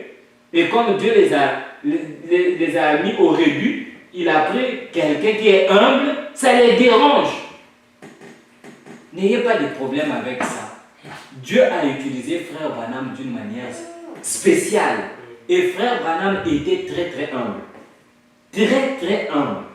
Frère Branham n'était pas orgueilleux. Frère Branham ne s'est pas fait une gloire personnelle. Frère Branham a prêché la pure parole. Si vous êtes sincère dans votre cœur et que vous écoutez ce que frère Branham dit réellement, vous allez voir ce qui va se passer dans votre vie. Vous allez voir la transformation de votre vie. Jésus-Christ ne sera pas de l'histoire. Jésus-Christ sera une réalité vivante. Ce n'est pas une philosophie. Ce n'est pas ce qu'un prédicateur va vous dire. Même moi, je ne peux pas mieux vous expliquer ça. C'est quand vous allez le vivre vous-même que vous allez voir ça. Vous pensez que quand frère Branham pouvait dire que les écureuils sortent ici, c'est de l'histoire? Non. Ce n'est pas de l'histoire. Et nous sommes dans une situation où il faut que cette puissance-là soit réelle. Le combat est grand. Le combat est grand. Donc, faisons très attention. Arrêtons d'avoir des problèmes avec les gens. Si tu as, comme je l'avais dit tantôt, c'est le temps de faire des bilans. C'est le temps de faire de l'inventaire. Examinons-nous chaque jour selon la parole du Seigneur. Arrêtons d'écouter les charlatans. Arrêtons de suivre des histoires bidons.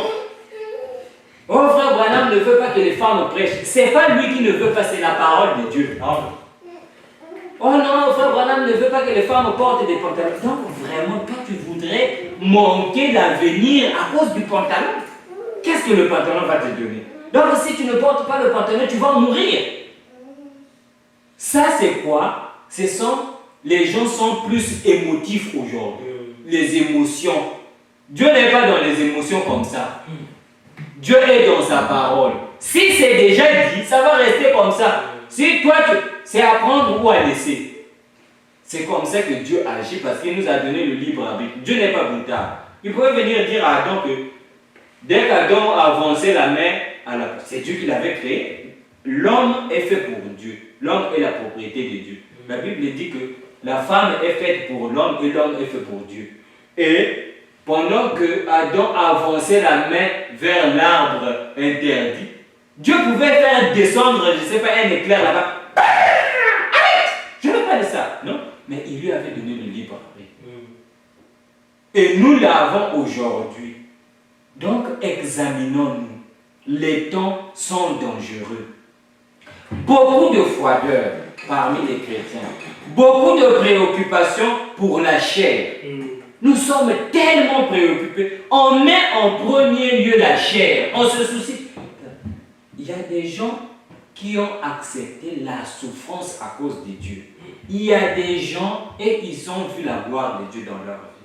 Il y a des gens qui ont accepté que d'être rejetés, d'être négligés, des gens qui ont accepté de mourir de faim, mais pour la gloire de Dieu, pour la gloire du Seigneur. Je ne vous dis pas que allez laisser vos travaux, tout ça, non. Vous avez besoin de manger, mais vos priorités, c'est quoi la priorité? Ne soyez pas priorisés, ne mettez pas la priorité sur la cuisine, à préparer seulement. Non. Quand le Seigneur Jésus-Christ est arrivé dans la maison de Lazare, il arrive là quand Lazare était encore vivant avant que les épreuves n'arrivent. Lazare avait 2 sœurs. Il y avait une sœur qui était là, un peu de tcha ici, un peu de préparation là-bas, un peu de... Mais l'autre là est allée s'asseoir à écouter la prédication. Et celle qui se démenait là, qu'est-ce qu'on lui a dit? Elle s'est dit, ah, mais Seigneur, toi tu as l'autorité suprême, dis-lui de venir m'aider. Elle a choisi la bonne portion, c'est pas la cuisine. Nous devons faire des choix parfois. Le chemin de Dieu, c'est un chemin de sacrifice. C'est pas un chemin. Vous savez que la Bible, quand vous lisez dans les âges, à la fin, à celui qui vaincra, à celui qui vaincra, à celui qui vaincra. Pourquoi vaincre? Parce que c'est une bataille. Parce que c'est un combat, c'est une confrontation, ce ne sera pas facile. Il faut combattre. Un chrétien lit la Bible chaque jour. Un chrétien du message écoute frère Branham chaque jour. Lis les brochures chaque jour. Un chrétien prie chaque jour, en tout temps. Nous sommes devenus négligents. Notre pasteur de télévision, il est là. Ah, dis-nous tout. Vis-nous l'évangile, nous on est là. Non, l'évangile doit être vécu en toi-même. Tu écoutes tel que nous sommes en train d'écouter là. Même moi, je suis concerné. Je suis concerné tel que nous écoutons la parole maintenant. Il faut que je la vive. Parce que frère Branham me dit que mieux vaut une prédication vécue qu'une prédication prêchée. Il faut vivre la parole. Si vous êtes dans la faiblesse, vous êtes dans une incapacité, n'ayez pas honte de le dire. Que moi j'ai telle faiblesse, priez pour moi. Chassez tel démon en moi. Les chrétiens doivent jeûner. C'est pas oh là, l'époux est déjà là. Arrêtez, mettez tout ça dehors. Le chrétien jeûne. Si vous, Dieu vous a déjà amené à un niveau, c'est bon pour vous, mais les autres, souciez-vous d'eux. Le Seigneur Jésus-Christ ne s'est pas sacrifié à la croix pour lui-même. Lui, il est parfait. Il est pur. Il vivait au ciel.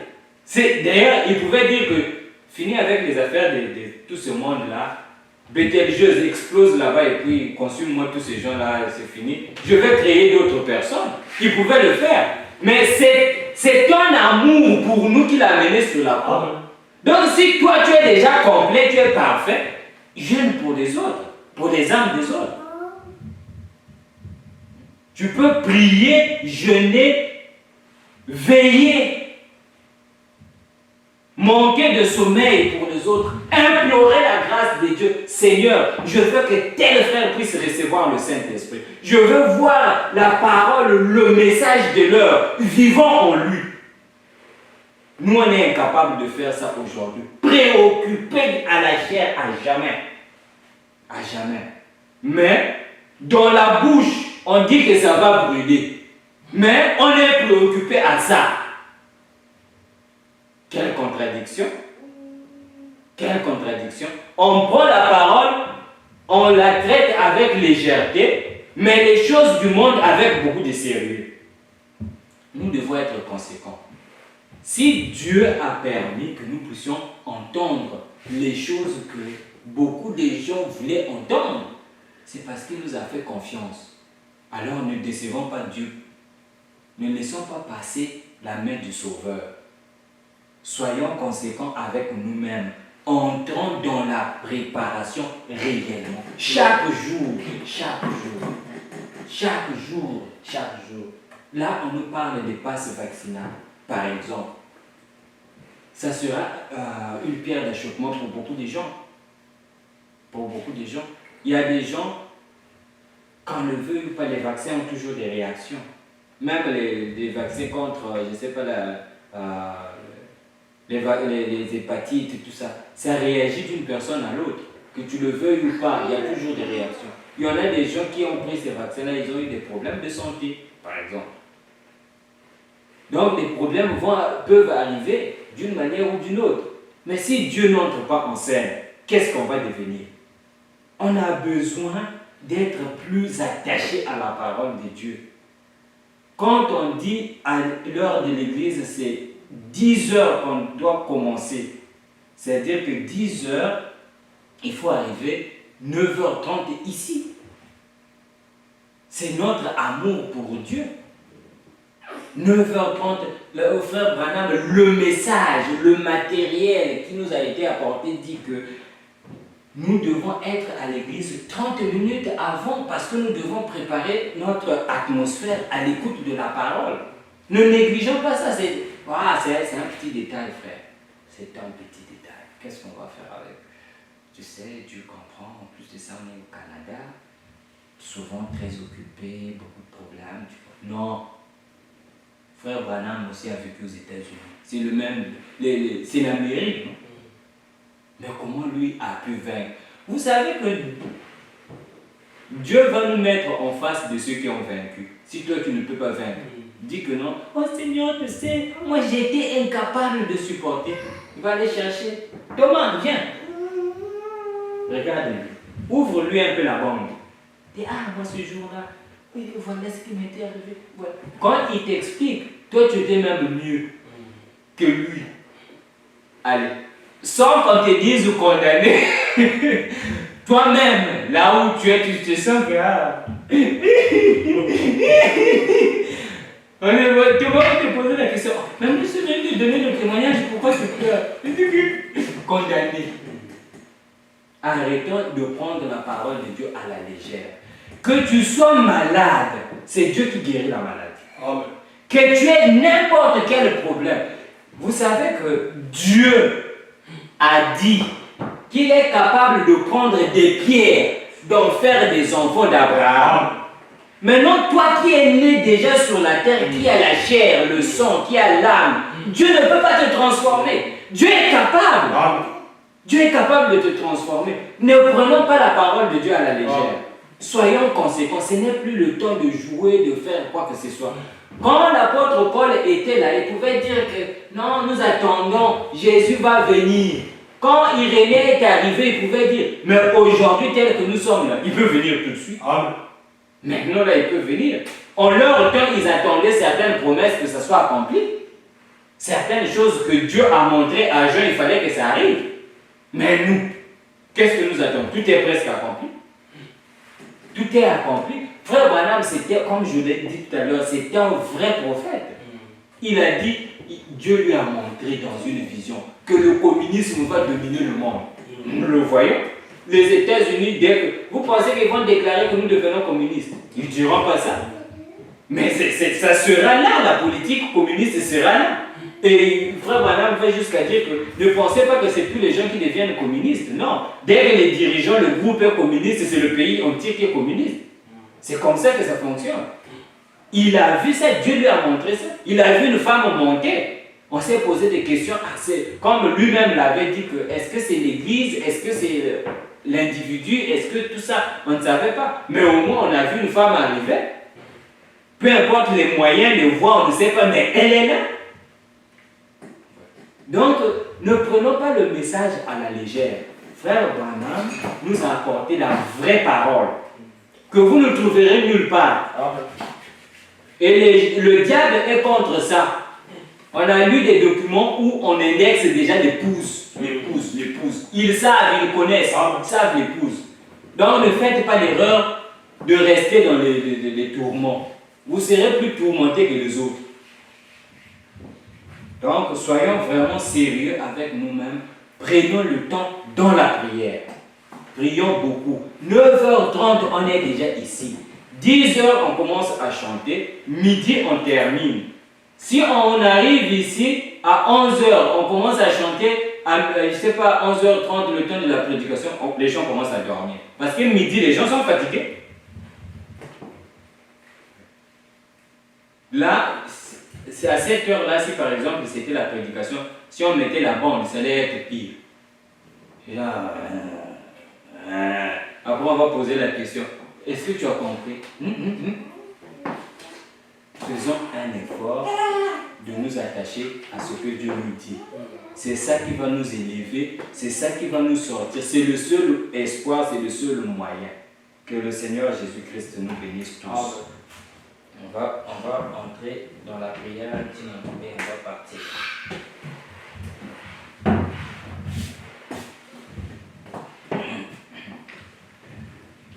Rocher d'âge, fondu pour moi, laisse-moi me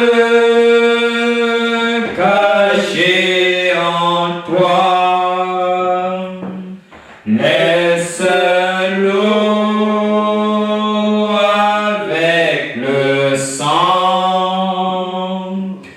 t'y couler.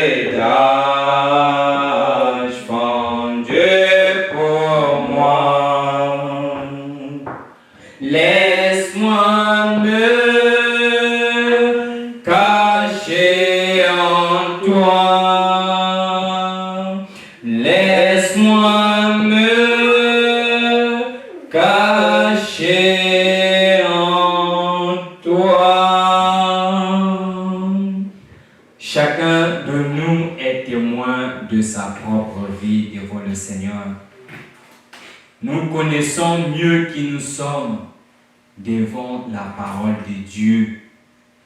Frère Branham a fait son travail que Dieu lui avait donné. Maintenant, c'est notre tour. Ayons le matériel nécessaire, qui est la parole de Dieu, le message de notre âge, pour pouvoir nous préparer en tant que l'épouse de l'agneau, pour pouvoir laver nos vêtements nos robes chaque jour dans le sang de l'agneau. Le sang de l'agneau, c'est la parole. Le sang de l'agneau, c'est le message que nous écoutons. Et laver les robes, ce sont nos âmes, nos vies. La manière de laver nos robes, c'est de confesser nos péchés, d'appliquer la parole sur nous. La Bible dit que l'épouse de l'agneau s'est préparée. Elle s'est revêtue de ses fins lins, un habit propre. Et les fins lins, ce sont les œuvres justes des saints. Nous n'avons pas de justice. C'est la justice de Christ sur nous. C'est la vie que lui a vécue qui s'applique sur nous. Est-ce que nous sommes prêts pour ce moment? Est-ce que nous sommes prêts à entrer dans ce royaume qui s'en vient? La terre n'a plus d'espoir. Ne nous mettons pas dans l'imaginaire. Regardons la réalité en face. On ne vous pousse pas à être anxieux, non. Mais la vérité est que la terre n'a plus d'espoir. La bête doit prendre le contrôle. C'est écrit et c'est ainsi dit le Seigneur, ça va arriver. Ce n'est pas parce que toi tu es faible dans la prière que cela ne va pas arriver. L'incrédulité des hommes n'arrêtera pas la volonté de Dieu. Attention et attention. Je vous invite à la prière chacun de nous. Tel que nous sommes conduits, prions. Réclamons à Dieu. Examinons-nous. Prions tel que nous sommes conduits. Seigneur Jésus, nous sommes là. Oh Seigneur Dieu de gloire, c'est avec toute humilité en ce moment, Seigneur, que je peux élever mes mains vers toi. En sachant que Père Dieu, tu es riche en miséricorde, tu es lent à la colère, Seigneur. Combien de fois, oh Dieu, nous sommes amenés à abandonner la droiture? Combien de fois, Seigneur, nous sommes négligents envers toi, envers la parole? Oh Dieu, que nous foulons ce message que tu nous as donné, alors que c'est même le matériel nécessaire, oh Dieu, pour nous, afin de nous préparer. Mais Seigneur, ce matin, Père, je me réponds, oh Dieu, je fais comme les gens de Ninive, Seigneur Jésus.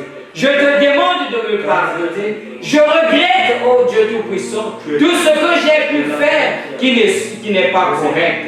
Je regrette, Seigneur Jésus, la mauvaise gestion du temps que toi tu me donnes. Je regrette, Seigneur, toute gloire. Oh Dieu, beaucoup de justifications que je peux avoir vis-à-vis de ton œuvre, Seigneur, vis-à-vis de ta parole. Oh Père, parce que l'homme est souvent amené à se justifier. Je n'ai pas pu faire ceci parce que je devais faire cela. Je n'ai pas pu vivre la parole parce que je devais faire ceci. Mais Seigneur Jésus, oh Dieu Tout-Puissant, laisse que le sang de Jésus s'applique sur moi, Père. Que cette parole, oh Dieu, s'applique sur ma vie, Seigneur Jésus, afin que ma robe soit prête, afin que ma vie soit couverte de ce fin lin, Seigneur. Oh mon Dieu et mon roi, je ne veux pas être un spectacle. Je ne veux pas, oh Dieu bien-aimé, juste faire l'épouvantable. Mais Seigneur, comme l'apôtre Paul pouvait dire, Seigneur Jésus, oh, je ne veux pas qu'après avoir prêché aux autres, que moi je sois bouté dehors, que moi je sois éloigné, Seigneur. Seigneur Jésus, tu me connaissais. Je sais que Père, tu m'aimes et que tu m'as donné ce message. Tu as voulu que j'en prenne avec l'utilité, Seigneur Jésus.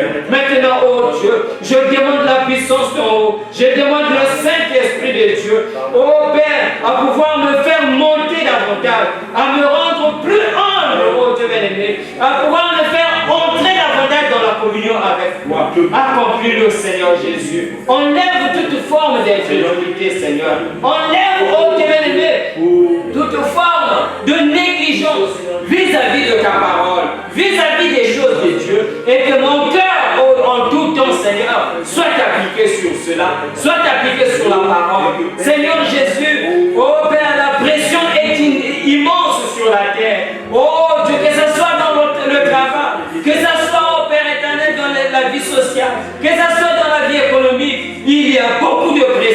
Seigneur. Et cette pression ne fait qu'augmenter pour essayer de nous écarter de l'objectif, pour essayer de nous distraire, pour essayer de nous éloigner, oh Dieu bien-aimé, du but final qui est le Christ en nous, l'espérance de la gloire. Seigneur Jésus, oh Père Céleste, la promesse d'aujourd'hui, ce sont les fils de Dieu manifestés. La promesse d'aujourd'hui, ce sont les enfants de Dieu adoptés. Et c'est à ça que tu nous appelles. C'est pour ça que tu as envoyé Malachika, pour nous retourner à l'original, pour nous retourner à ce qui était au départ, cette foi originelle et originale qui a été communiquée à l'Église une seule fois pour toutes. Seigneur Dieu très saint, je te supplie ce matin, Seigneur, pour mon âme, pour l'âme de chacun de nous ici ce matin, Seigneur. Oh Dieu Tout-Puissant, tu n'as jamais failli, Seigneur Jésus. Ta parole est infaillible. Tu ne nous as pas donné ce message pour que cela nous serve de justificatif ou de justification. Mais tu nous as donné ce message pour nous préparer, pour que nos robes puissent être pures, pour que nos robes puissent être lavées par cette parole et que nous puissions être prêts à te rencontrer. Comme, oh Dieu, cette femme qui pouvait perdre une drague à cause peut-être de quelque chose quelque part, mais elle s'est donné la peine de fouiller, de chercher, de se préparer avant le retour de l'époux. Seigneur Jésus, nous voulons être prêts, Seigneur. Tu as dit dans ta parole rigoureuse que tu viens chercher une épouse sans tache, ni ride, ni rien de semblable. Tu viens chercher une femme qui est fiancée à toi, qui est pure, qui est sans péché, parce qu'elle est lavée par le sang d'Emmanuel. Oh Seigneur Jésus, l'homme ne peut pas faire cette œuvre. Voilà pourquoi Frère Branham a dit, ce n'est pas un problème de l'homme, mais c'est un problème de l'esprit. C'est pourquoi nous t'appelons, Seigneur. Viens à notre secours, notre Dieu. Ne nous abandonne pas. Nous n'avons pas peur, mais nous voulons être prêts. Nous voulons être certains de notre témoignage avec toi. Nous voulons être certains dans notre marche. Comme l'apôtre Jean l'a dit, que l'Esprit de Dieu témoigne à notre esprit que nous sommes des enfants de Dieu. Et nous voulons que, Père, cela soit pour chaque personne ici présente. Oh Seigneur Jésus, accorde-nous cela. Éloigne de nous, Père, la duplicité, le mensonge, l'escroquerie, l'hypocrisie, l'impudicité. Au nom de Jésus-Christ, que cela s'en aille loin de nous, Seigneur. Nous voulons être saints, comme tu as dit, que soyez parfaits, comme votre Père Céleste est parfait. Oh Seigneur Jésus, tu nous as donné une montagne à gravir. Tu as donné la stature de l'homme parfait. Et cela de se retrouver en nous, Seigneur. Oh Dieu très saint, nous nous abandonnons dans ta main, Père. Après avoir écouté ceci, après avoir écouté cet avertissement, alors que tous les voyants sont au rouge, oh Dieu Tout-Puissant, nous nous abandonnons à toi. Nous voulons avoir la vraie foi. Nous voulons avoir la vraie vertu. Nous voulons avoir la vraie piété, la véritable tempérance, la véritable patience. Oh Dieu, et que l'amour divin coiffe tout cela. Le Saint-Esprit remplisse notre être et que nous puissions être des images de Christ, que nous puissions être prêts et capables à manipuler la puissance de Dieu. Oh Seigneur Jésus, ce jour-là, quand tu embrasseras les siens, quand tu accueilleras ceux qui t'appartiennent, Seigneur Jésus, nous voulons être heureux de te traîner et de savoir notre Seigneur et notre Dieu, c'est lui qui est mort pour nous, c'est lui qui a souffert pour nous. Oh Dieu, nous voudrons être de ceux-là qui te couronneront ce jour-là, Seigneur. Accorde-le-nous, Papa, ne nous abandonne pas. Pendant que le monde est en train de sombrer, pendant que le monde est en train de noircir davantage, Seigneur Jésus, tu as établi l'espoir pour l'épouse. Tu as établi l'espoir, une voie pour échapper l'enlèvement. Tu as établi, oh Dieu, ce grand événement que les gens ont interprété de plusieurs manières. Mais toi, tu as dit qu'il va avoir lieu. Il y a un enlèvement. C'est une réalité. Ce n'est pas le premier enlèvement. Il va y en avoir. Merci, Seigneur Jésus, que cette parole demeure dans nos cœurs. Qu'il fasse son travail, Seigneur. Qu'on reste constamment dans la prière. La négligence, oh Dieu, de la prière. Au nom de Jésus, nous chassons cela. Va dans les arrives. Attendre ton jour du jugement. Oh Père Céleste, que notre esprit soit attentif à t'écouter, toi le Saint-Esprit, nous parler, nous conduire en tout temps, Seigneur. parce que c'est maintenant qu'on en a plus besoin que jamais. Oh Seigneur Dieu de gloire, nous nous remettons dans ta main. Que notre foi soit disposée à toi, notre époux. S'il y a quelques péchés en nous, Seigneur, tu es le souverain sacrificateur. C'est lui qui fait l'expiation. C'est lui qui est capable d'enlever toute forme de maladie. Parce que toi, tu es la bombe en garage. Nous nous remettons à toi, Seigneur. Bénis, oh Dieu, chacun de nous. Nous consacrons nos enfants dans ta main, Seigneur. Que, oh Dieu, ce ne soient pas des enfants de la télévision, Seigneur Jésus, mais que ce soit des enfants qui écoutent les conseils des parents. Au nom de Jésus-Christ. Merci, Seigneur. Que tout esprit d'entêtement sur les enfants, nous condamnons cela. Au nom de Jésus. Va dans les Nazareth d'attendre ton jour du jugement. L'esprit de l'anxiété sur les gens, sur le peuple de Dieu. Au nom de Jésus-Christ, sors, va dans les Nazareth, attendre ton jour du jugement. Il y a de l'espoir. Et notre espoir, c'est le Seigneur Jésus-Christ. C'est lui qui est sorti de la tombe et qui vit au siècle des siècles. Merci Seigneur. Merci pour le message de l'heure. Merci pour Malachika. Merci pour Frère Manan. Merci, oh Dieu aimé, pour ton œuvre de Golgotha. Merci Seigneur Jésus. Accorde-nous ton amour, Seigneur, et que nous puissions aimer, oh Dieu, même ceux qui peuvent nous faire du mal. Ainsi la gloire te reviendra. Nous prions pour nos frères. Oh Père, peut-être que nous avons eu des incompréhensions à cause des enseignements, à cause des mauvaises doctrines. Seigneur Jésus, de toutes les influences du diable qui pouvaient amener la séparation, au nom de Jésus-Christ, que cela s'en aille dans les deux arrives, mais que nous puissions les aimer et que Père, eux aussi, puissent nous aimer. Que eux aussi, Seigneur, reçoivent cette portion, qu'ils soient sauvés et qu'ils ne manquent pas, Seigneur, à cet événement. Merci, Seigneur Dieu Tout-Puissant. Que l'honneur, la gloire,